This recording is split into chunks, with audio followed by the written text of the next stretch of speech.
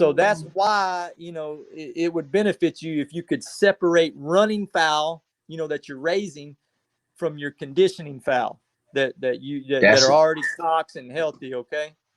Bad. that that's a great point, man. That's a really, really good point. That's a really good point. And I'm pretty sure of many people watching is feel the same way. That's a really good point.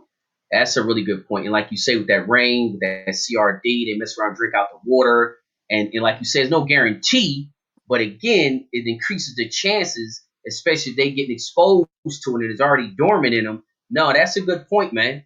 That's a good point. So Yeah. that's one of the reasons. Well, that is the reason why you kind of keep them separated if you can. If you have a setup, a situation, if you can. Right. If you don't have a big setup, I still think you still can implement Jerry's philosophy on maybe trying to keep them on one side of the yard versus, keep some on one group on one side of the yard and keep the other group on the other side of the yard. If you don't have, if you work with limited space, like Jerry was saying, if you don't have the finance or whatever, you work with limited space, just try to keep them separate is Jerry's whole point. The Yeah. best that you can, depending on your setup.